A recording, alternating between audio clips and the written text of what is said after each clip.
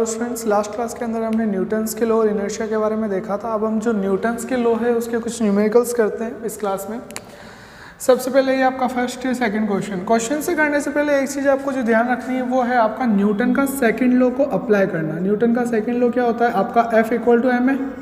Statement क्या होता है कि जो net force applies equal to change in momentum with respect to time, और वहाँ से आपकी जो इक्वेशन सिंप्लीफाई होकर आती है वो क्या होती है? F इक्वल टू एम है। मैंने फिर आपको पहले इसका मतलब बताया था, मैं एक बार फिर बता रहा हूँ। इसका मतलब क्या है समझो कि अगर मैं किसी m मास की बॉडी के ऊपर अगर मैं F फोर्स अप्लाई करूँ तो उसको जो एक्सेलरेशन मिलेगा वो कितना होगा? a। तो इसका मतलब ये नहीं है कि आपकी m मास की बॉडी के ऊपर F फोर्स अप्लाई हो रहा है, नहीं। m मास की बॉडी के ऊपर अगर मैं ma क्वांटिटी का फोर्स अप्लाई करूं तो उसको जो एक्सेलरेशन मिलेगा वो इतना होगा, ठीक है। उसके ऊपर नेट फोर्स जो अप्लाई होगा एक्सेलरेशन के लिए वो उसकी वैल्यू कितनी हो जाएगी? आपकी ma की, ठीक है। अब इसको अप्लाई करना है आपको। अब अप्लाई करने से पहले क्या चीज़ है कि ये जो आपका f है, ये f जो है ये क्या? f टोटल मतलब नेट फोर्स है ये, मतलब एक बॉडी के ऊपर जितना ही फोर्स हो रहा है टोटल अप्लाई वो कितना है? F। और ये जो M है, ये M क्या है? टोटल मास है। टोटल मास मतलब कितना? पूरे सिस्टम का। सिस्टम में कितनी भी बॉडीज हो सकती है, यहाँ पे आपको जो मास लेना है वो कितना लेना है? टोटल मास, हमेशा उस ए एक्सेलरेशन के लिए। और एक और चीज़ तो मैंने पहले आपको बताई थी, जैसे इस एग्जांपल को देखो सिंपली कि एक आपका फोर्स लग रहा है 14 न्यूटन का और 3 बॉडीज कनेक्ट है स्ट्रिंग से। तो अब तीनों बॉडी एक साथ चलेगी और तीनों बॉडी एक साथ चलेगी, इसका मतलब एक चीज़ तो सिंप्लीफाई क्लियर हो जाती है कि जो एक्सेलरेशन होगा वो क्या हो जाएगा? सेम। मतलब अगर आपकी मल्टीपल बॉडीज कनेक्ट होती है आपस में और एक बॉडी के ऊपर फोर्स अप्लाई होता है तो जितनी भी बॉडीज कनेक्ट होती है आपस में वो सबका एक्सेलरेशन कितना होता है? Same. Number 1 acceleration same. Number 2 ये जो F होता है ये क्या होता है? Net force, total force.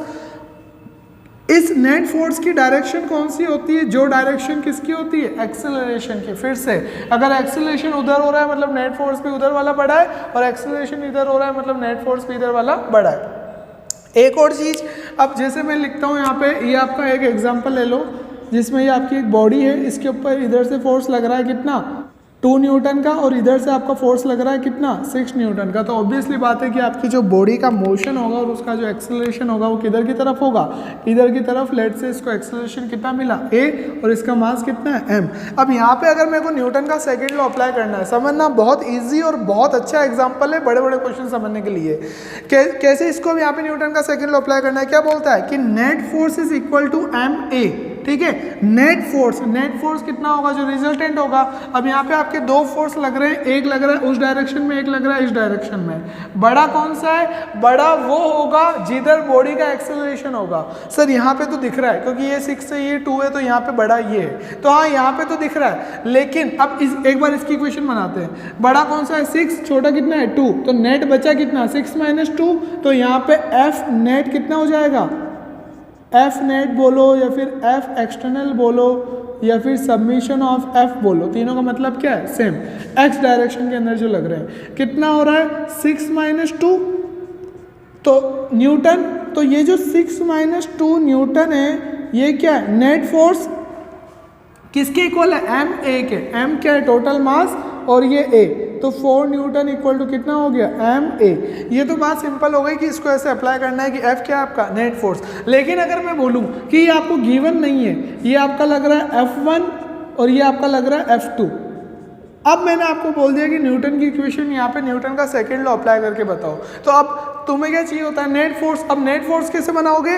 क्या होता है नेट फोर्स? जो जिससे आपकी बॉडी को क्या मिल रहा है? एक्सेलरेशन। एक्सेलरेशन का मतलब उधर आपकी बॉडी का क्या हो रहा होगा? मोशन, क्योंकि बॉडी अगर रेस्ट पे है तो जिधर एक्सेलरेशन है मतलब उधर ही बॉडी का क्या हो रहा है? मोशन। अब अगर उधर बॉडी का मोशन हो रहा है, इधर बॉडी का मोशन हो रहा है, इसका मतलब बड़ा वाला फोर्स कौन सा हो जाएगा? ये वाला जो उस डायरेक्शन में फोर्स लग रहा है। फिर से सुनो, जिधर बॉडी का एक्सेलरेशन होगा इसका मतलब वो जो फोर्स होगा जो एक्सेलरेशन की डायरेक्शन में है वो क्या होगा? बड़ा, और दूसरा वाला क्या होगा? छोटा। क्योंकि अगर F2 बड़ा होता तो आपका ऑब्वियसली बात है कि एक्सेलरेशन क्या होता है? इधर की साइड में। लेकिन क्वेश्चन में अगर एक्सेलरेशन की डायरेक्शन गिवन है मतलब वो वाला आपका जो फोर्स है वो कितना है? बड़ा फोर्स है। तो यहाँ पे आपकी न्यूटन की सेकेंड लॉ की इक्वेशन क्या हो जाएगी? नेट फोर्स F1 - F2 कितना हो जाएगा? ma। ये आपकी इक्वेशन अप्लाई हो गई, ठीक है। इसी को अगर अपन पुली के केस में समझे तो पुली के केस में कैसे समझ सकते हैं, ये आपका क्या है रूफ, ये आपकी एक पुली, ये आपका M1, ये आपका क्या है M2।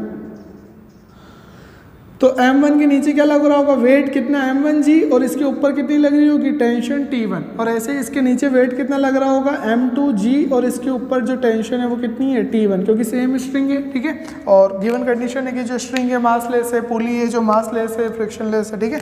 अब यहाँ पे आपको बोला कि मैंने यहाँ पे क्या करो, न्यूटन का सेकेंड लॉ अप्लाई करो, और अब गिवन कंडीशन है कि आपका जो M2 है वो बड़ा है किससे, M1 से। अब M2 बड़ा है, जो बड़ा होगा उधर आपकी बॉडी का मोशन होगा, तो इसका मतलब जो बॉडी का मोशन है कितना और एक्सेलरेशन और कैसे वो डाउनवर्ड है, मतलब M2 का जा रहा है नीचे और M1 का जा रहा है ऊपर। तो अब यहाँ पे अगर मैं इसकी इक्वेशन अप्लाई करूँ तो यहाँ पे कैसे होगी, अब वापस एक तो इसके लिए अप्लाई होगी M1 के लिए और एक इसके लिए अप्लाई होगी M2 के लिए, मतलब दो इक्वेशन बनेगी न्यूटन के सेकंड लॉ की।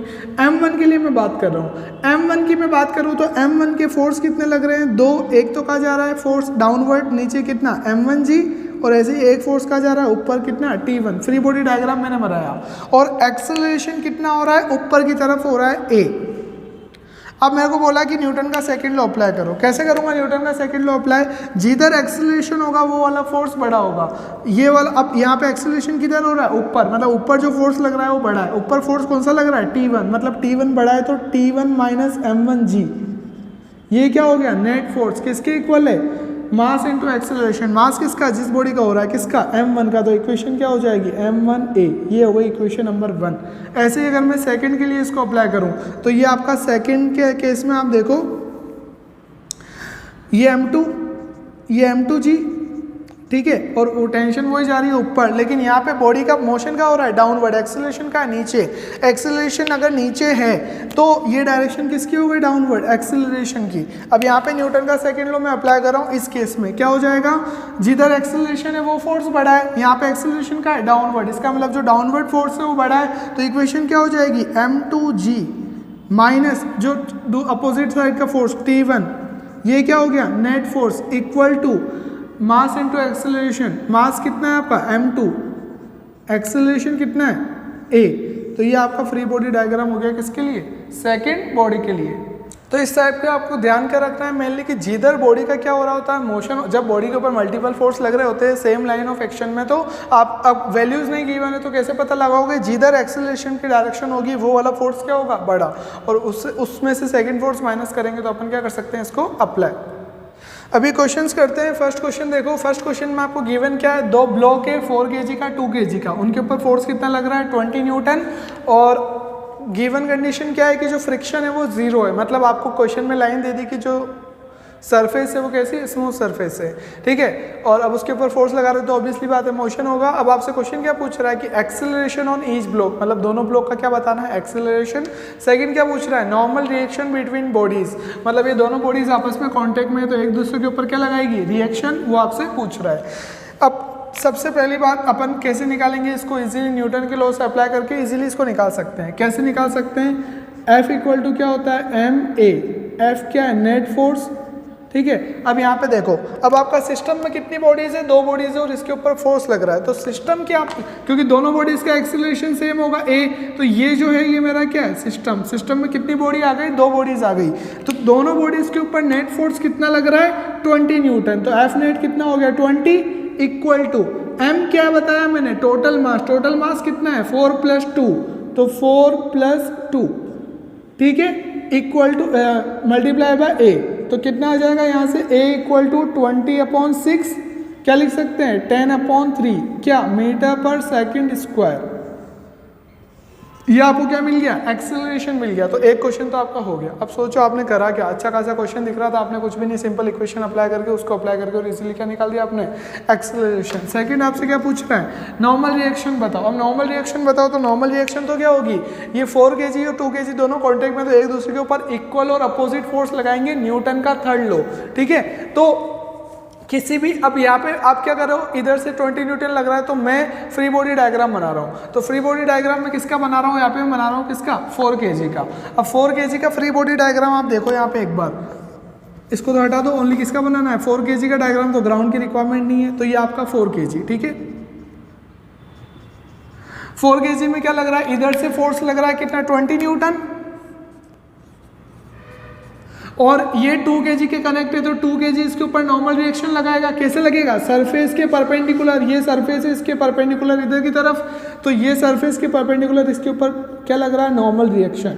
ठीक है, तो ये तो हो गए कितने, 2 फोर्स। अब आपको क्या पता है एक्सेलरेशन, क्योंकि फोर्स इधर लग रहा है तो एक्सेलरेशन इधर होगा, इसका ओवरऑल फोर्स तो इधर लग रहा है ना, तो ये डायरेक्शन किसकी हो जाएगी, एक्सेलरेशन की। तो अपन को यहाँ पे एक और क्या चीज़ पता है, एक्सेलरेशन की डायरेक्शन। ठीक है, अब मेरे को न्यूटन का लॉ अप्लाई करना है। सेकंड क्या बोलता है, net force equal to M A. Net force कितना होगा, एक तो 20 है और एक ही क्या है, नॉर्मल रिएक्शन फोर्स। तो ये 20 एन से कंफ्यूज मत होना, एन ओनली इसकी क्या यूनिट है, इसलिए कंफ्यूज मत होना। इसलिए अपन एन को कभी कभी क्या लिखते हैं, आर भी लिखते हैं रिएक्शन को, तो मैं यहाँ पे आर लिख रहा हूँ ताकि आप इसमें न्यूटन की यूनिट में कंफ्यूज ना हो। इसलिए आपका जो नॉर्मल रिएक्शन एन है उसको अपन आर से इंडिकेट करते हैं ताकि आप उसमें जो फोर्स की यूनिट होती है ऐसा ही न्यूटन, उससे कंफ्यूज ना हो। ठीक है, कंटिन्यू। मेरे को यहाँ पे अप्लाई करना है। अप्लाई क्या करना है, न्यूटन का सेकंड लॉ क्या होता है, F equal to M A. F क्या होता है, नेट फोर्स। नेट फोर्स, अब 2 फोर्स लग रहे हैं, एक तो 20 न्यूटन और एक रिएक्शन फोर्स। दोनों में से बड़ा कौन है, जिधर क्या होगा, एक्सेलरेशन की डायरेक्शन होगी। एक्सेलरेशन की डायरेक्शन किधर है, टूवर्ड्स राइट, मतलब बड़ा कौन है 20 न्यूटन, क्योंकि वो किधर लग रहा है, टूवर्ड्स राइट। तो क्या करेंगे 20 माइनस आर, ये क्या हो गया, net force equal to mass. अब मास कौन सा, जिसकी बात कर रहे हो, क्योंकि फ्री बॉडी डायग्राम की बात कर रहे हैं, मतलब ओनली मास किसका आएगा, फ्री बॉडी डायग्राम। टोटल पहले बात कर रहे थे पूरे सिस्टम की, तो मास किसका लिया, पूरे सिस्टम का। अब बात किसकी कर रहे हैं, ओनली 4 kg का फ्री बॉडी डायग्राम बना के ओनली उसकी बात कर रहे हैं, तो मास किसका आएगा, ओनली उस बॉडी का। कितना मास है इसका, 4 kg मल्टीप्लाई बाय एक्सेलरेशन, कितना है एक्सेलरेशन 10/3। ठीक है, तो यहाँ से आपका आर कितना हो जाएगा, आर इक्वल टू, ये माइनस से उधर चला जाएगा तो कितना हो जाएगा 20 माइनस 10 इंटू 4 कितना होगा 40/3। तो ये क्या हो गया आपका सॉल्यूशन। कैसे करेंगे इसको, एलसीएम लिया 3, ये कितना हो गया 60 माइनस 40 कितना आ गया आपका 20/3। ये क्या आ गया आपका रिएक्शन, नॉर्मल रिएक्शन फोर्स। फिर से एक बार देख लो अपन ने क्या करा, कुछ भी नहीं। सबसे पहले अपन को जो गिवन है वो देख लिया, उसके बाद में एक्सेलरेशन पूछ रहा है, पूरे सिस्टम को एक साथ लिया, उसके ऊपर न्यूटन का सेकंड लॉ अप्लाई करा, तो अपने को टोटल फोर्स 20, क्योंकि पूरे सिस्टम के उधर है, ऊपर एक ही तो लग रहा है, और टोटल मास कितना है दोनों का 4+2 कितना हो गया 6, और एक्सेलरेशन कितना निकल गया 10/3। सेकंड क्या पूछ रहा है आपसे, इन दोनों के बीच का रिएक्शन फोर्स। तो किसी भी एक का फ्री बॉडी डायग्राम बना लो, मैंने इसका बनाया तुम इसका बनाओ, कोई फर्क नहीं पड़ता, किसी भी एक का फ्री बॉडी डायग्राम बना लो, क्योंकि एक का बनाओगे तभी तो पता चलेगा, क्योंकि वो रिएक्शन का आ रहा है बीच में। तो मैंने एक का बना लिया 4 kg का, 4 kg के ऊपर इधर से कितना लग रहा है 20, और ऑब्वियसली बात है 2 kg इसके ऊपर कॉन्टैक्ट फोर्स का लगाएगा सरफेस के परपेंडिकुलर, तो वो कितना हो गया आर, और बॉडी के ऊपर फोर्स इधर लग रहा है ओवरऑल पूरे सिस्टम पे, तो एक्सेलरेशन किधर जाएगा इधर। तो अपन को एक्सेलरेशन की डायरेक्शन पता है, तो अब टोटल नेट फोर्स कितना हो जाएगा, बड़े में से छोटा, बड़ा किधर है, जिधर एक्सेलरेशन है, जो 20 minus R equal to mass किसका, जिसकी बात कर रहे हैं ओनली 4 की। तो 4 इंटू एक्सेलरेशन यहाँ से निकाला पुट कर दिया, तो क्या मिल गया आपका रिएक्शन फोर्स। नेक्स्ट क्वेश्चन की बात करते हैं। यहाँ पे आपको क्या क्या रखा है, 3 ब्लॉक के जो स्ट्रिंग से कनेक्ट है, 2 आपकी अलग अलग स्ट्रिंग है, और जो आप सबसे आगे वाला ब्लॉक है 1 kg का, उसके ऊपर अपन फोर्स लगा रहे हैं कितना 14 न्यूटन। और आपसे क्या पूछ, गिवन कंडीशन क्या है, सरफेस स्मूथ है, मतलब आपका फ्रिक्शन कितना हो गया 0। एक और क्या बोला है कि स्ट्रिंग कैसी है, मासलेस है और इनएक्सटेंडिबल है, मतलब इस स्ट्रिंग के अंदर पूरी टेंशन सेम होगी और इस स्ट्रिंग के अंदर पूरी टेंशन कितनी होगी, सेम। नेक्स्ट आपसे पूछ क्या रहा है, एक्सेलरेशन ऑफ ईच ब्लॉक, और नेक्स्ट चीज क्या पूछ रहा है, टेंशन इन द स्ट्रिंग। क्या ये क्वेश्चन बिल्कुल ऐसा ही है, बिल्कुल ऐसा ही है, बस यहाँ पे क्या लग रहा था रिएक्शन, क्योंकि कांटेक्ट में थे, वहाँ पे क्या लग जाएगा टेंशन फोर्स। फर्स्ट क्या पूछा दोनों में, एक्सेलरेशन, क्या बिल्कुल सेम तरह से निकलेगा, बिल्कुल। क्यों, क्योंकि जब ये 14 न्यूटन का फोर्स अप्लाई होगा तो तीनों स्ट्रिंग से कनेक्ट है, तो तीनों का एक्सेलरेशन क्या होगा, सेम। मतलब इसका भी ए है तो इसका भी ए और इसका भी ए। तो मैं क्या कर रहा हूँ, पूरे को सिस्टम क्या कर रहा हूँ, कंसीडर कर रहा हूँ। तो फर्स्ट क्वेश्चन कर रहे हैं, F इक्वल टू क्या है M A, net force. Net force कितना लग रहा है पूरे पे 14 equal to mass, total mass कितना है 4 + 2 + 1, 4 + 2 + 1 ए। यहाँ से आपका ए कितना हो जाएगा 14/7, कितना हो गया 2 मीटर/सेकंड²। ये क्या मिल गया आपको, एक्सेलरेशन। तो फर्स्ट क्वेश्चन तो हो गया। Next question, tension in the each string. अब ईच स्ट्रिंग का मतलब क्या है, देखो ये दोनों के बीच में एक स्ट्रिंग है, तो यहाँ पे एक टेंशन होगी, ठीक है, ये मैंने कर दिया T। और यहाँ पे भी ये दूसरी स्ट्रिंग है, तो यहाँ पे भी एक टेंशन हो। डायरेक्शन में आपको ऑलरेडी बता चुका है, स्ट्रिंग क्या करती है, अपनी तरफ पुल करती है ऑब्जेक्ट को। अब दोनों स्ट्रिंग अलग अलग है, तो दोनों स्ट्रिंग के अंदर टेंशन की जो टेंशन होगी वो क्या होगी, डिफरेंट। अगर सेम स्ट्रिंग होती तो मैं पूरे के अंदर T कर देता, लेकिन यहाँ पे तो डिफरेंट स्ट्रिंग है, तो इसलिए मैंने क्या कर दिया, इसको अगर T1 कर दिया तो इसको कितना कर दूंगा, T2। अब वो क्वेश्चन में क्या पूछ रहा है, टेंशन इन ईच स्ट्रिंग, मतलब T1 भी निकालना है, T2 भी निकालना है। तो अब ऑब्वियसली बात है, इंडिविजुअल बात आ गई, तो आप क्या करोगे, फ्री बॉडी डायग्राम बनाओगे। तो पहले मैं फ्री बॉडी डायग्राम बना रहा हूँ किसका, 4 kg का। तो अपन बात कर रहे हैं second FBD free body diagram किसका, ऑफ 4 kg। 4 kg का जब फ्री बॉडी डायग्राम बना रहे हो तो कैसे बनेगा, देखो ये 4 kg की बॉडी, इसके ऊपर इधर की साइड में फोर्स लग रहा है कितना, T1 बस। तो ये कितना लग रहा है, T1। अब देखो यार, ये जो 40 न्यूटन लग रहा है, कंफ्यूज मत होना, 40 न्यूटन जो लग रहा है वो किसके ऊपर लग रहा है, 1 kg के ऊपर लग रहा है। यहाँ पे इसके ऊपर ओनली इस 4 kg को कौन पुल कर रहा है, ये स्ट्रिंग पुल कर रही है, और स्ट्रिंग के अंदर क्या होती है, टेंशन। इसका मतलब 4 kg के अंदर ओनली एक फोर्स लग रहा है, कितना, टेंशन कितना, T1। ठीक है, तो अब आप यहाँ पे इसको एक बार देखते हैं, ये इसका हो गया कितना, T1। और इसको जो एक्सेलरेशन है, कौन सी डायरेक्शन है इसके एक्सेलरेशन की है, और इसका मास कितना है, 4 kg। तो अब यहाँ पे न्यूटन का सेकंड लॉ अप्लाई कर रहा हूँ, F इक्वल टू क्या होता है, ma। F कितना है, T1 इक्वल टू m कितना है इसका, 4, और एक्सेलरेशन तो सबका सेम है, कितना निकला, 2। तो 4 × 2 कितना होता है, 8 न्यूटन। तो T1 कितना निकल गया मेरा, 8 न्यूटन। तो यही तो हो गया आंसर, T1 तो पता चल गई। अब क्या पता निकालनी है, T2। अब T2 निकालनी है तो ज़्यादा बेटर क्या है, किसी का भी फ्री बॉडी डायग्राम बनाओ। तो मैं यहाँ पे अगर इसका बनाते हो, मैं दोनों एक बार बनाता हूँ। एक्सेलरेशन आपका कितना आ रहा है, यहाँ पे आपका 2 मीटर/सेकंड², इसको यहाँ लिख दिया। अब देखो दोनों फ्री बॉडी डायग्राम बन सकते हैं। अगर मैं 2 kg का बनाता हूँ, ये देखो इधर 2 kg का, ये 2 kg है, 2 kg के इधर देखो, इधर क्या लग रहा है, T1, उधर क्या लग रहा है, T2। अब एक्सेलरेशन किधर हो रहा है, जिधर पूरा फोर्स लग रहा है, तो ये जो डायरेक्शन है किधर है, एक्सेलरेशन की। तो ये डायरेक्शन किसकी हो गई, एक्सेलरेशन की। तो यहाँ पे इक्वेशन क्या हो जाएगी, T। अब जो ज़्यादा बड़ा है उधर फोर्स लग रहा है, ज़्यादा बड़ा कौन है, जिधर एक्सेलरेशन है। एक्सेलरेशन अगर उधर है तो इधर फोर्स कौन सा लग रहा है, T2, मतलब बड़ा कौन है, T2। तो T2 माइनस T1, ये तो क्या हो गया, net force equal to ma। m कितना है, 2। a कितना निकाला अभी अपन ने, 2। m क्या है, 2 kg, और एक्सेलरेशन कितना है, 2 मीटर/सेकंड²। तो ये इसलिए आ रहा है 2 × 2। और एक अपन ने अभी ऑलरेडी निकाला है कितना, T1 कितना आ रहा है आपका, 8 न्यूटन। तो T1 की जगह पे 8 न्यूटन पुट कर रहा हूँ। तो T2 इक्वल टू कितना हो जाएगा, 4 + 8 कितना आ रहा है, 12 न्यूटन। तो एक तो मैंने ऐसे निकाला, दूसरा अपन कैसे निकाल सकते हैं, इस थर्ड वाले का फ्री बॉडी डायग्राम बनाओ। इजीली निकालना है, कोई दिक्कत नहीं है, आंसर हमेशा क्या आएगा, सेम। अब मैं थर्ड वाले का फ्री बॉडी डायग्राम बना रहा हूँ। थर्ड 1 kg, ये आपका कितना है, ब्लॉक 1 kg। अब 1 kg के उधर की साइड, राइट साइड में कितना फोर्स लग रहा है, 14 न्यूटन। और लेफ्ट साइड में कौन सा फोर्स लग रहा है, T2।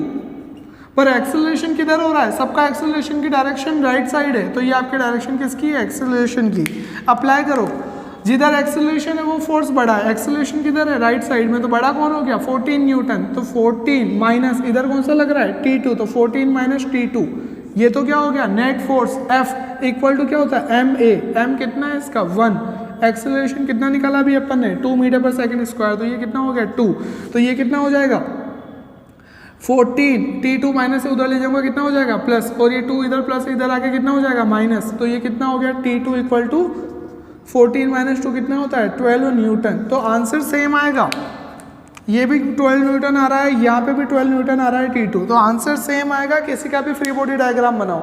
सिंपल चीज़ क्या होती है, फ्री बॉडी डायग्राम बनाना आना चाहिए। कैसे बनाते हैं फ्री बॉडी डायग्राम, मैं बता चुका हूँ कि उस बॉडी को क्या कर दो, उस पूरे सिस्टम से अलग कर दो, और उसके ऊपर जितने भी फोर्स लग रहे हैं उसको कंसिडर करो। यहाँ पे भी अपन ने फ्रिक्शन कंसिडर नहीं करा, क्योंकि उसने क्वेश्चन में बोला कि फ्रिक्शन 0 है, सरफेस स्मूथ है, ठीक है। बाकी यहाँ पे फ्रिक्शन भी काउंट होता है, पर वो टफ हो जाता है, इसलिए पेपर उसकी बात नहीं करें। वो जब अपन फ्रिक्शन लेक्चर पढ़ लेंगे उसके बाद उसको काउंट करेंगे, ठीक है। यस, नेक्स्ट क्वेश्चन है। नेक्स्ट क्वेश्चन के अंदर क्या है कि आपको गिवन है कि ये एक सिस्टम गिवन है, और आपसे पूछ क्या रहा है। एक तो आपको गिवन है कि g कितना है, 10 मीटर/सेकंड², ये गिवन है। और आपसे पूछ क्या रहा है, find number 1 a, number 2 T1 and T2। ये देखो एक पुली है, ये पुली इस सेंटर के अबाउट क्या कर रही है, रोटेट करेगी, ठीक है। अब ये एक वेट है 2 kg, उसी स्ट्रिंग से एक दूसरा वेट है 4 kg, तो ये पूरी स्ट्रिंग क्या है, सेम। अब पूरी स्ट्रिंग सेम है तो उसकी टेंशन क्या हो जाएगी, सेम, क्योंकि उसने क्वेश्चन में गिवन है कि स्ट्रिंग इनएक्सटेंडेबल है और पुली मास लेस है, फ्रिक्शन लेस है, वो सब अपन को पता है। अब इस 4 kg से एक दूसरी स्ट्रिंग से आपका एक और वेट कनेक्ट है, कितना, 6 kg। तो ये आपका क्या है, सिस्टम है। अब आपसे क्वेश्चन में पूछ क्या रहा है, एक तो इस पूरे सिस्टम का क्या बताओ, एक्सेलरेशन, और सेकंड इन दोनों स्ट्रिंग के अंदर टेंशन। एक तो ये पूरी स्ट्रिंग की टेंशन कितनी हो गई, T1, और इस स्ट्रिंग की टेंशन कितनी हो गई, T2। ये चीज़ आपको बतानी है। अब उसी ने क्वेश्चन में गिवन है कि एक्सेलरेशन, वैसे तो कॉमन सेंस है अपना कि भाई ये 4 kg और 6 टोटल कितना हो गया, 10 kg जा रहा है इधर, और यहाँ पे ओनली कितना है, 2 kg। तो जो एक्सेलरेशन की डायरेक्शन होगी, इसके पूरे सिस्टम का जो मोशन होगा, इन दोनों का कहाँ जाएगा, डाउनवर्ड। तो ये दोनों तो कहाँ जाएंगे, डाउनवर्ड, और ये 2 kg कहाँ जाएगा, अपवर्ड, ऑब्वियसली बात है। तो अब इसको निकालते हैं, कैसे निकालेंगे। सबसे पहले क्या निकालते हैं, एक्सेलरेशन। कैसे निकालते हैं एक्सेलरेशन, अपन को पता है कि F इक्वल टू क्या होता है, ma।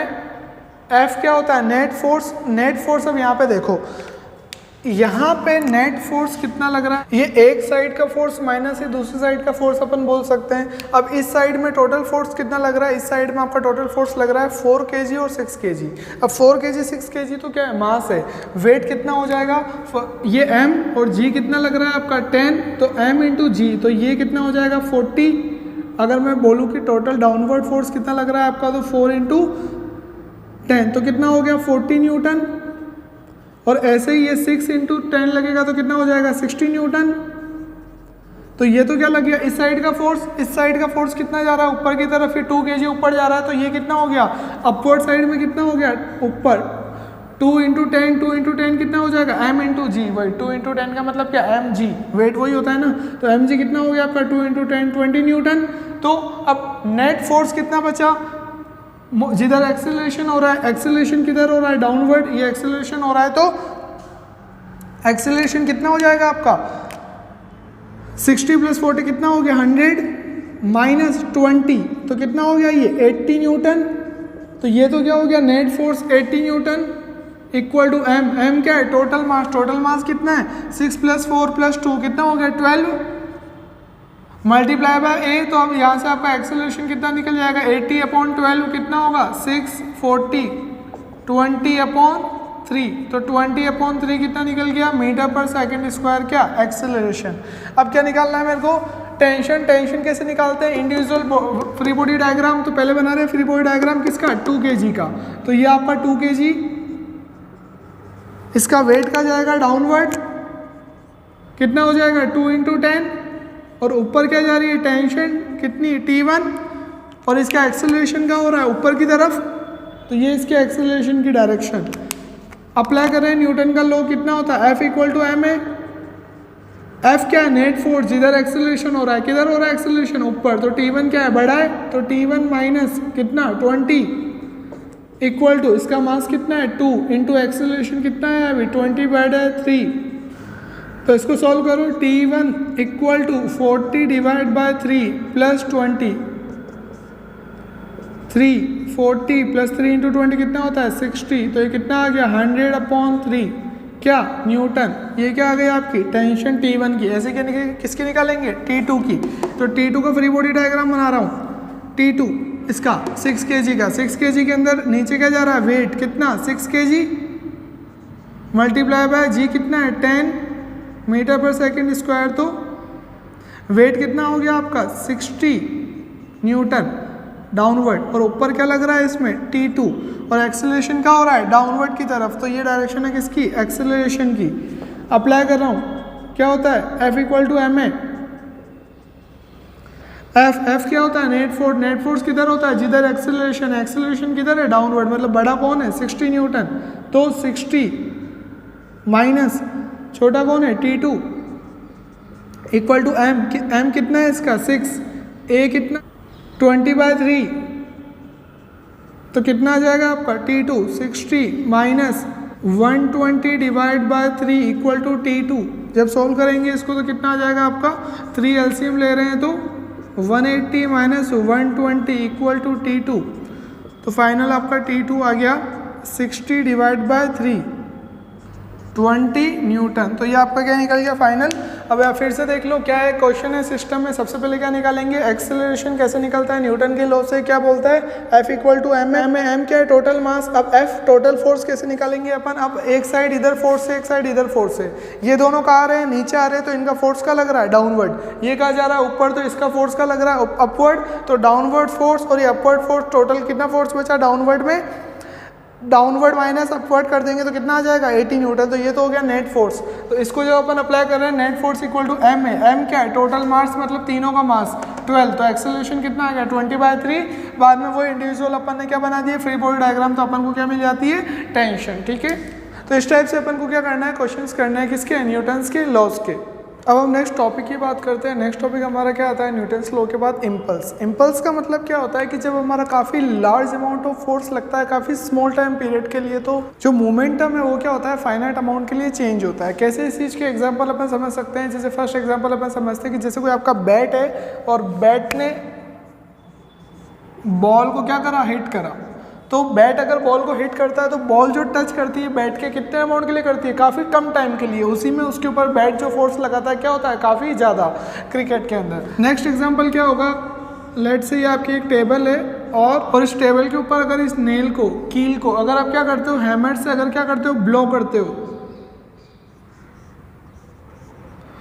तो वो जो उसका फोर्स होगा उस नेल के ऊपर हैमर का जो फोर्स होगा कील के ऊपर नेल के ऊपर, वो क्या होता है कुछ मूवमेंट के लिए होता है काफ़ी ज़्यादा कम टाइम के लिए, लेकिन उसकी जो इंटेंसिटी होती है वो क्या होती है काफ़ी ज़्यादा। तो फोर्स आपने लगाया कितने टाइम के लिए, बहुत कम टाइम के लिए। थर्ड अपन बात करते हैं कि कोई पर्सन है और कोई पर्सन अगर क्या करता है गिर जाता है, कहाँ पे, मार्बल के फ्लोर पे, काफ़ी ज़्यादा रोड पे, कंक्रीट रोड पे, मार्बल के फ्लोर पे, तो उस टाइम पे भी अपन क्या देखते हैं कि पर्सन जैसे गिरा तो उसका पूरा जो वेट है सडन किस पे आ गया ग्राउंड पे, तो उसका जो वेट जितना भी होता है तो उतना फोर्स जैसे वो ग्राउंड के ऊपर आया तो सडन उसको क्या करना होता है काफ़ी ज़्यादा उसको लगती है, काफ़ी ज़्यादा लगती है, मतलब वही आपकी पूरी बॉडी का फोर्स लगा ग्राउंड पे, पूरी बॉडी का वेट लगा, फोर्स कितने टाइम के लिए, बस जैसे ही अपन गिरे उस मूवमेंट के लिए। तो ये आपकी क्या होते हैं कुछ एग्जाम्पल्स कि इनमें क्या होता है कि आपका काफ़ी ज़्यादा फोर्स लगा बहुत कम टाइम पीरियड के लिए, तो उससे क्या होता है आपका मोमेंटम चेंज होता है। अभी जो काफ़ी ज़्यादा फोर्स हो रही है जो टाइम में, इनको इंडिविजुअल कैलकुलेट करना क्या होता है काफ़ी ज़्यादा कॉम्प्लिकेटेड होता है, क्योंकि फोर्स का अमाउंट बहुत ज़्यादा है और टाइम का अमाउंट क्या है बहुत कम। तो इसलिए अपन क्या करते हैं इन दोनों का प्रोडक्ट कैलकुलेट करते हैं, किस किस का, फोर्स का और टाइम का, फोर्स का और टाइम पीरियड का क्या करते हैं अपन प्रोडक्ट कैलकुलेट करते हैं, उस प्रोडक्ट को अपन बोलते हैं इम्पल्स। ठीक है, तो इम्पल्स क्या होता है आपका प्रोडक्ट होता है किस किस का, फोर्स का और टाइम का। क्यों, क्योंकि फोर्स की जो इंटेंसिटी है वो क्या है बहुत ज़्यादा, और टाइम जो लग रहा है कितने टाइम के लिए, बहुत कम टाइम पीरियड के लिए, इसलिए अपन इसको ऐसे करते हैं। इसको जो रिप्रेजेंट करते हैं इसको किससे, जे से। पर अब ऑब्वियसली बात है कि फोर्स कौन सी क्वांटिटी है, वेक्टर क्वांटिटी है, तो ये भी कौन सी क्वांटिटी हो जाएगी, वेक्टर। अब अगर मैं फॉर्मूला निकालूँ तो जे क्या आ रहा है आपका एफ, अब अगर मैं जे से तो इसको डिनोट कर दिया आपने। अब अगर मेरे को क्या निकालना है, इम्पल्स निकालना है, इम्पल्सिव फोर्स निकालना है, तो इम्पल्स को कैलकुलेट कैसे करते हैं। अगर मैं बात करता हूँ स्मॉल टाइम पीरियड के लिए किसी बॉडी के ऊपर जो फोर्स लगा वो कितना है, एफ कितने टाइम के लिए, स्मॉल टाइम पीरियड के लिए, स्मॉल टाइम के लिए लगा तो डी टी, तो इम्पल्स भी कितना हो गया आपका डी जे। ठीक है, अब यहाँ पे अगर मेरे को कंप्लीट टाइम पीरियड के लिए निकालना है तो क्या कर दूंगा, इंटीग्रेशन दोनों साइड में कितना T1 से T2, तो ये क्या हो जाएगा J इक्वल टू एफ। अब एफ टी क्या हो रहा है टाइम के साथ चेंज, लेकिन एफ भी तो चेंज हो रहा है, तो मैंने ले लिया कि एफ जो है वो कांस्टेंट है एवरेज, मतलब जो फोर्स आपका लग रहा है पर्टिकुलर किसी बॉडी के ऊपर काफ़ी ज़्यादा, वो क्या अगर एवरेज है तो उस केस में अपन क्या बोलते हैं कि एफ कहाँ गया बाहर, अंदर क्या हो गया डी टी, T1 से T2 कुछ नहीं है तो इसका इंटीग्रेशन क्या हो जाएगा T2 T1, और लिमिट जब पुट करते हैं तो फाइनल आपका J कितना आता है, F A V T2 minus T1। तो ये क्या हो जाता है आपका इम्पल्सिव फोर्स का फॉर्मूला, कुछ भी नहीं, सिंपल निकाल क्या रहे हैं, इम्पल्स क्या होता है फोर्स इनटू टाइम का क्या प्रोडक्ट। क्यों, क्योंकि फोर्स का मैग्नीट्यूड इतना ज़्यादा होता है, टाइम का इतना कम होता है कि इनको इंडिविजुअली नहीं कैलकुलेट कर सकते, इसलिए इनका क्या निकालते हैं अपन प्रोडक्ट। ये आपका प्रोडक्ट हो गया, और सिंपली इसका फॉर्मूला जो आता है वो कितना आ जाता है, J equal to force into time का चेंज, टाइम इंटरवल का चेंज, और फोर्स को अपन यहाँ पे क्या कंसिडर करा, कांस्टेंट। अब अगर मैं बात करूँ न्यूटन की सेकंड लॉ के टर्म्स में, तो आपका न्यूटन का सेकंड लॉ क्या होता है, F is directly proportional to D P upon D T, कि rate of change of momentum with respect to time is directly proportional to force. ये क्या होता है आपका न्यूटन्स का सेकंड लॉ। यहाँ से अगर मैं आपका प्रोपोर्शनलिटी कांस्टेंट 1 आ गया, dp डिवाइड बाय dt, यहाँ से f dt कितना आ गया, dp इंटीग्रेशन कर रहा हूँ बोथ साइड में, तो f डॉट dt को क्या लिख सकता हूँ, j, और ये क्या है dp मतलब चेंज इन मोमेंटम कितना होता है, p2 माइनस p1, तो इसका मतलब क्या है कि आपका जो इम्पल्स होता है वो किसके इक्वल होता है, चेंज इन मोमेंटम के। तो ये जो होता है इस इक्वेशन को अपन क्या बोलते हैं, impulse momentum theorem, impulse momentum theorem. ठीक है, अब इसकी कुछ प्रैक्टिकल एप्लीकेशंस भी तो होगी, क्योंकि अगर आपने इसको पढ़ा है तो इसकी प्रैक्टिकल एप्लीकेशन क्या है, क्योंकि सर आपने वो जो चीज़ करी है कि भाई आपने क्या करा कि मोमेंटम चेंज करा, जैसे आपने हैमर से जब नेल के ऊपर ब्लो कर रहे हो या फिर बेड से वुड को हिट कर रहे हो, तो सब केसेस के अंदर हो क्या रहा है, इम्पल्स का मतलब निकला क्या कि मोमेंटम में चेंज आ रहा है। तो अब इसकी एप्लीकेशन कैसे ले सकते हैं, तो इसकी एप्लीकेशन एक बार अपन देखते हैं। यहाँ पे इसी को अगर मैं क्या कर देता हूँ, ओपन करके लिखता हूँ, तो जे मतलब क्या है, फोर्स इनटू टाइम, ये क्या होता है मोमेंटम, और ये क्या है dp मतलब इसका क्या है, चेंज इन मोमेंटम। अब इसकी एप्लीकेशन कैसे होती है, फर्स्ट इसकी एप्लीकेशन लेते हैं कि जैसे क्रिकेट खेलते टाइम में जनरली अगर कोई बॉल कैच की जाती है, तो अपन देखते हैं कि जो बॉल होती है उसको अगर मैं अपने हैंड कांस्टेंट रखता हूँ और बॉल को कैच करता हूँ तो मेरे हाथों पे काफ़ी ज़्यादा लगती है। लेकिन अगर जैसे ही बॉल आई और उसको मैंने हाथ में जैसे टच होने के बाद अगर मैंने अपने हाथ को क्या कर दिया, लोअर कर दिया, मतलब हाथ को अगर मैं नीचे लेके आ गया, तो उससे हुआ क्या कि फोर्स तो उतना ही लगा जितना बॉल का आ रहा था, लेकिन हाथ को नीचे लाने से क्या हुआ कि वो जो मोमेंटम चेंज हुआ, किसका, बॉल का। बॉल पहले किस में थी, मोशन में, मेरे हाथ में जैसे यही मैंने उसको सडन क्या करा, नीचे करा, तो उससे हुआ क्या कि बॉल पहले मोशन में थी फिर रेस्ट में आई। तो फर्स्ट कंडीशन क्या हो सकती है कि मैंने अपने हाथ को वहीं रखा, तो उससे जो टाइम हुआ, मतलब पहले मोशन में थी बॉल, पूरी वेलोसिटी से आ रही थी फुल, और एकदम मेरे हाथ में आके रुक गई, तो उसकी वेलोसिटी काफ़ी ज़्यादा चेंज हो गई, कुछ वेलोसिटी से बिल्कुल जीरो, तो मोमेंटम चेंज हो गया। कितने टाइम में कि भाई मैंने अपने हाथ को वहीं रखा, तो जो टाइम उसको चेंज होने में लगा लगभग कुछ भी नहीं, तो उससे जो फोर्स लगेगा वो क्या होगा, काफ़ी ज़्यादा। लेकिन अगर मैं वो जो बॉल आ रही है उसी को अगर मैं हाथ में लेके और सडन क्या कर लेता हूँ, अपने हाथ को नीचे करता हूँ, तो बॉल को कुछ वेलोसिटी से जीरो वेलोसिटी होने में क्या मिल गया, टाइम मिल गया। अगर टाइम मिल गया, टाइम थोड़ा सा ज़्यादा हो गया मोमेंटम के चेंज होने में, तो फोर्स का मैग्नीट्यूड क्या हो जाएगा, कम, क्योंकि मोमेंटम चेंज तो सेम हो रहा है। तो इस केस में जब अपन अपने हाथ को लोअर कर देते हैं, नीचे करते हैं, बॉल को कैच करते हैं टाइम, तो क्या होता है कि फोर्स का मैग्नीट्यूड क्या हो जाता है, कम, क्योंकि टाइम क्या अपन ले लेते हैं उसको नीचे करने में ज़्यादा, तो जिससे अपने हाथ पे जो लगती है वो जनरली क्या होता है, काफ़ी कम होती है। सेकेंड अपन देखते हैं, कोई पर्सन अगर गिरता है, तो अगर वो मार्बल पे, कंक्रीट के ऊपर गिरता है तो क्या होता है, काफ़ी तेज लगती है, लेकिन अगर वो किसी रेत वगैरह पे गिरता है तो कम लगती है। क्यों, क्योंकि मार्बल पे जैसे ही गिरे आप, तो मार्बल का कुछ भी डिस्प्लेसमेंट नहीं होगा, लगेगी जो सीधी क्या लगेगी, आपके, मतलब सारा का सारा फोर्स का ट्रांसमिट हुआ आप में। क्यों, क्योंकि जैसे ही आप गिरे और सडन आपको फोर्स मिल गया, रिएक्शन फोर्स। लेकिन अगर कोई पर्सन किसी रेत वगैरह का गिरता है तो उससे होता क्या है कि जैसे आप रेत के ऊपर गिरते हो, तो उसी मोमेंट पे जो रेत होती है वो अपनी जगह पे, सैंड होती है अपनी जगह पे नहीं रह के, सैंड जो होती है थोड़ी सी क्या हो जाती है, दब जाती है, क्योंकि वो फोर्स डिस्ट्रीब्यूट हो जाता है, तो सैंड थोड़ी सी दब जाती है। सैंड थोड़ी सी दबने से क्या होता है कि आपका जो पर्सन गिरा तो उसका मोमेंटम चेंज होने में क्या लगा, थोड़ा टाइम, क्योंकि सैंड थोड़ी सी दब गई, और सैंड जितनी देर दब गई उतनी देर उसको क्या मिल गया, टाइम, तो उस पर्सन की जो लगती है वो क्या हो जाती है, कम। इसलिए हम जब मार्बल या कंक्रीट की रोड पर गिरते हैं तो काफ़ी ज़्यादा लगती है, जबकि सैंड वगैरह पे अगर अपन जाके गिरते हैं तो अपने जो लगती है वो क्या होती है, काफ़ी कम, एज कंपेयर टू मार्बल अपने कम लगती है। थर्ड, इसका एग्जांपल कैसे समझ सकते हैं, आपकी जो ऑटोमोबाइल्स होते हैं, गाड़ियाँ होती है, 2 व्हीलर 4 व्हीलर, सबके अंदर क्या होते हैं, शॉकर होते हैं। क्या करते हैं शॉकर, अगर वो शॉकर नहीं होंगे तो क्या होगा कि जैसे कोई स्पीड ब्रेकर आएगा तो सडन आपका व्हीकल क्या होगा, आपका वो जो टायर है, जितना भी फोर्स है पूरी व्हीकल से होते हुए आपकी बॉडी में ट्रांसमिट कर देगा, तो आपको क्या लगता है, जर्क लगता है बहुत ज़्यादा, ठीक है। लेकिन अगर आप किसी अच्छी बाइसिकल पे या फिर अच्छी व्हीकल पे बैठे हो, 2 व्हीलर 4 व्हीलर पे, तो उस पर क्या होता है कि शॉकर लगे होते हैं अच्छे वाले, तो जैसे ही आपका क्या होता है, कोई भी स्पीड ब्रेकर आता है तो स्पीड ब्रेकर का जितना भी फोर्स होता है टायर किस में ट्रांसमिट कर देता है, शॉकर में। और शॉकर क्या करता है, उसको सडन, शॉकर मतलब वो स्प्रिंग आपकी जो होती है उसमें, तो वो क्या होता है, कंप्रेस होता है। वो जो कंप्रेस होता है उससे क्या होता है कि वो जो मोमेंटम तो सेम आया, तो वो जो टाइम लग गया, क्या करने, शॉकर ने क्या कर लिया, वो जो एनर्जी है उसको क्या कर लिया, कंप्रेस कर लिया।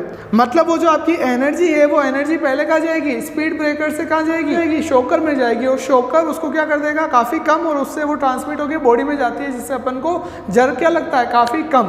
तो अगर शॉकर नहीं होंगे तो क्या होगा कि डायरेक्ट बॉडी में ट्रांसमिट हो रहा है तो जर्क बहुत ज़्यादा लगता है। लेकिन अगर शॉकर होंगे तो पहले स्पीड ब्रेकर से वो जो जर्क होगा कहाँ जाएगा, शॉकर में उसको टाइम लगेगा कंप्रेस होने में और उसके बाद में बॉडी में आएगा। जब तक उसका अमाउंट क्या हो जाएगा, काफ़ी ज़्यादा कम, तो आपको क्या होता है, उतना कंफर्ट। तो जितनी अच्छी क्वालिटी का व्हीकल है, जितने अच्छे शॉकर्स है, उतना ज़्यादा जर्क कम लगता है, और जितना बेकार है उतना ज़्यादा वो ज़्यादा लगता है। इसलिए अपन देखते हैं कि जो पुरानी गाड़ियाँ हो जाती है उसके अंदर क्या होता है, अपन को स्पीड ब्रेकर आने पर क्या लगता है, काफ़ी ज़्यादा अपन को जर्क लगता है। यह सब एक क्वेश्चन करते हैं। क्वेश्चन क्या है, a rubber ball of mass 50 gram falls from a height of 1 metre in rebound to a height of 0.5 metre. मतलब ये आपका एक एक रबर बॉल जो इनिशियली कहाँ थी, लेट से ए पॉइंट पे थी, और वो ए पॉइंट कितना है, रबर बॉल का मास आपको दे रखा है, मास कितना है 50 ग्राम, मतलब 50 डिवाइड बाय 1000 kg, क्योंकि अपने ऐसा यूनिट क्या होती है, kg मास की, फ्रॉम हाइट ऑफ 1 मीटर, मतलब जिस हाइट से वो गिर रही है वो हाइट कितनी है, 1 metre, and rebound to a height of 0.5 metre, मतलब वो ग्राउंड पे आके वापस ऊपर जा रही है, तो वापस वो ऊपर जा रही है कितनी हाइट पे, 0.5 मीटर। पहले वो नीचे आई, फिर वापस ऊपर हुई, कितनी, 0.5 मीटर तक ऊपर हुई। Find the impulse and the average force. एक तो आपको क्या निकालना है, इम्पल्स, और एक आपको क्या निकालना है, एवरेज फोर्स। तो इम्पल्स पता चल गया तो एवरेज फोर्स पे भी पता चल जाएगा। तो मेनली आपको क्या निकालना है, इम्पल्स। और क्या दे रखा है, find the impulse and the average force between the ball and the ground if the time for which they were in contact was 0.1 second. तो जितने टाइम के लिए वो कांटेक्ट में थे वो आपको दे रखा है कितना, 0.1 सेकेंड। अब आपको क्या पूछ रहा है, इम्पल्स बताओ। इम्पल्स अपन को पता है कि इम्पल्स होता है क्या है, change in momentum, change in momentum. और इम्पल्स पता चल गया तो अपन को पता है कि इम्पल्स का फॉर्मूला क्या होता है, फोर्स इनटू टाइम। तो इम्पल्स में अगर टाइम का डिवाइड करूंगा तो क्या पता चल जाएगा, फोर्स, मतलब सेकंड क्वेश्चन। तो सिंपली अपन को निकालना क्या है, इम्पल्स। इम्पल्स क्या होता है, change in momentum. Change in momentum मतलब क्या, final momentum minus initial momentum. अब हो क्या रहा है यहाँ पे देखो, फाइनल इनिशियल कौन सा होगा, पहले बॉल, ये यहाँ पे बॉल थी, बॉल आई नीचे आके क्या हुई, टिप, और टिप करके रिबाउंड होके वापस कहाँ गई, ऊपर, कितना, इतना। तो अब इनिशियल क्या था कि जब बॉल उसको टिप करी कहाँ पे, ग्राउंड पे, वो इनिशियल पॉइंट था, और उसके बाद वापस जब वो ऊपर गई तो वो उसका क्या था, फाइनल था। तो एक तो इनिशियल, एक फाइनल, तो मोमेंटम चेंज उसका टोटल हुआ कितना। तो अब मोमेंटम चेंज के लिए मोमेंटम होता क्या है, मास इनटू वेलोसिटी। अब फाइनल मोमेंटम और इनिशियल मोमेंटम, तो पहले इनिशियल मोमेंटम निकाल लेते जब आ रही थी, फिर फाइनल निकाल देंगे, और फाइनल माइनस इनिशियल करेंगे तो क्या मिल जाएगा, चेंज इन मोमेंटम। अब मास तो पता है अपन को कितना है, 50 ग्राम, तो वो तो चेंज होने से रहा। अब बात किसकी आती है, वेलोसिटी की। अब इनिशियल जब मैं मोमेंटम निकाल रहा हूं तो इनिशियल मोमेंटम क्या हो जाएगा, इनिशियल मोमेंटम, इनिशियल मोमेंटम के लिए मेरे को क्या चाहिए, एम यू। एम तो पता है, यू निकालना है। यू क्या है, वेलोसिटी जो यहाँ पे इस मोमेंट पे थी, क्योंकि यहाँ से यहाँ तक आई तभी तो यहाँ पे वो टच हुई, तभी तो रिबाउंड होकर ऊपर गई, तो यहाँ की मेरे को वेलोसिटी निकालनी है। अब मेरे को गिवन क्या क्या है, मेरे को डिस्टेंस गिवन है, वेलोसिटी निकालनी है, और मेरे को क्या पता है कि बॉल को आपने क्या करा कि falls from a height of 1 metre, मतलब वो जब गिर रही थी तो उसकी इनिशियल वेलोसिटी कितनी थी, 0। अपन ये बोल सकते हैं कि यहाँ पे इस जगह पे जो उसकी वेलोसिटी थी वो कितनी थी, 0, क्योंकि उसने क्या लिखा, फॉल्स फ्रॉम हाइट, मतलब यहाँ पे क्या इस पे थी, वो लेट से किसी पर्सन के हाथ में थी, जैसे उसने उसको छोड़ा 1 मीटर से तो वो नीचे गई और टिप करके वापस ऊपर, तो इनिशियल वेलोसिटी यहाँ कितनी थी, 0। अब ये जो टाइम पीरियड है ये अपन को नहीं दे रखा। अब मोशन की कितनी इक्वेशन होती है, 3। अब 3 इक्वेशन, और देखो यहाँ पे यार ये इक्वेशन काम आ रही है किसकी, मोशन की, मतलब कौन सी चीज़ आ गई, चैप्टर नंबर 3। तो अब वही वाली बात है कि जैसे जैसे अपन चैप्टर में आगे बढ़ते जाएंगे वैसे वैसे उसके प्रीवियस सारे कॉन्सेप्ट क्या अपने माइंड में लर्न होने चाहिए। अब जैसे यहाँ पे मोशन की बात हो रही है तो मोशन की इक्वेशन आपको आनी चाहिए। अब कौन सी अप्लाई करनी चाहिए वो भी आनी चाहिए, क्यों, क्योंकि आपको टाइम पीरियड नहीं दे रखा। टाइम पीरियड दे ही नहीं रखा।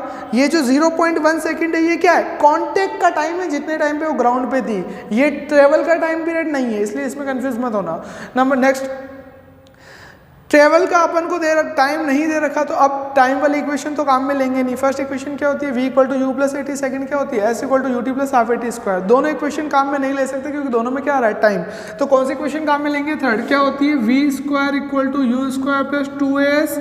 ठीक है, अब इसको कैसे अपन काम में लेंगे, u क्या इनिशियल, अब ये u क्या होगी, इनिशियल। इनिशियल कितनी वेलोसिटी है, 0, तो v तो निकालनी है मेरे को इस मोमेंट पे, तो v² = क्या हो जाएगा, 0 + 2a। a कितना होगा, नीचे आ रही है तो ग्राउंड पे ए क्या होता है, एक्सेलरेशन ड्यू टू ग्रेविटी कितनी वैल्यू होती है, ए की 9.8। अब बॉडी जब नीचे जाती है तो एक्सेलरेशन क्या होता है, पॉजिटिव, ऊपर जाती है तब क्या होता है, नेगेटिव। तो जी की वैल्यू 9.8, क्वेश्चन में नहीं की मैंने, मतलब अपन को कितना लेना है 9.8। एस कितना है, जितना कितना हुआ उसका, ये 1 मीटर आई वो नीचे तो 1 मीटर, तो यहाँ से आपका कितना निकल जाता है, V square equal to 9.8 into 2 कितना होता है 19.6। ये क्या आ रहा है वी स्क्वायर, और यहाँ से वी कितना निकल जाता है अंडर रूट ऑफ 19.6 मीटर पर सेकेंड। ये क्या निकल गई आपकी वेलोसिटी, कब, इनिशियल लेवल पे जब यहाँ पे थी। इसको मैं नाम दे रहा हूँ कितना, v1। अब ऐसे ही बात करें कि जब वो वापस जा रही है, एक तो जब वो टच हुई, अब वो वापस रिबाउंड हो गई, यहाँ तक गई, मतलब उसकी वापस वेलोसिटी कितनी थी। अब वेलोसिटी कौन सी निकालनी है, यहाँ की, जब वो यहाँ से टिप होके वापस कहाँ गई, ऊपर। अब ऊपर गई तो कहाँ तक गई, यहाँ तक। तो इस जगह पे जब वो जाके रुक गई तो इस जगह पे उसकी वेलोसिटी कितनी हो जाएगी, 0। एक तो कब, जब आपने उसको छोड़ा था तो नीचे गई, तो उस टाइम पे इनिशियल कितनी थी, 0। उसके बाद नीचे गई, टिप करके वापस ऊपर गई, ऊपर जाके रुक गई, कितने पे, 0.5 पे। तो 0.5 की हाइट पे उसकी वेलोसिटी वापस कितनी हो गई, 0।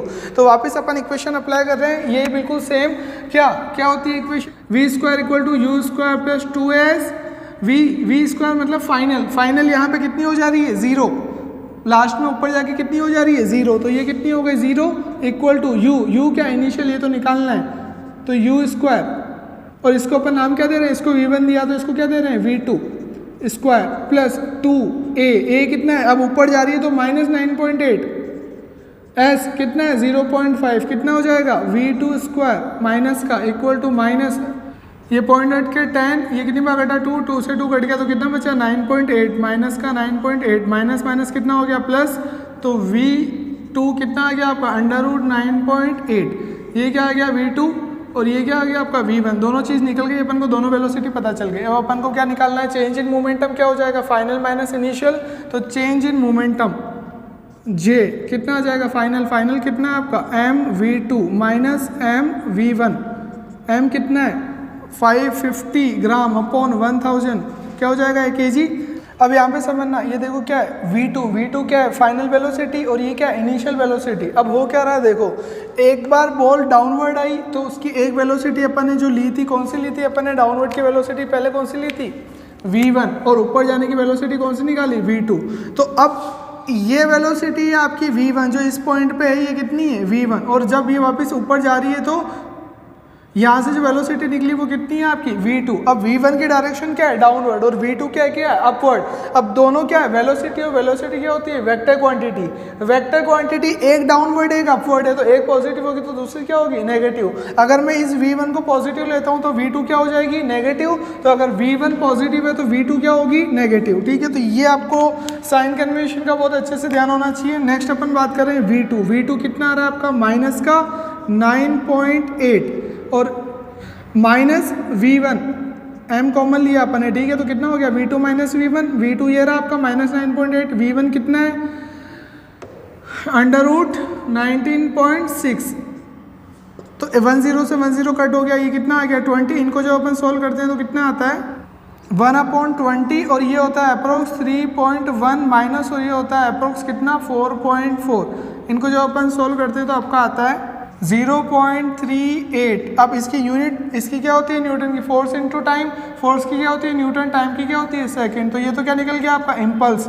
इसमें अगर मैं डिवाइड करूँ किसका, टाइम का, ये आपका क्या आ रहा है इम्पल्स कितना आया, J इक्वल टू 0.38 न्यूटन पर सेकेंड। अब मेरे को क्या निकालना है, फोर्स क्या होता है J अपॉन टाइम, तो फोर्स कितना हो जाएगा 0.38 डिवाइड बाय 0.1, तो ये कितना हो गया आपका F इक्वल टू 3.8 न्यूटन।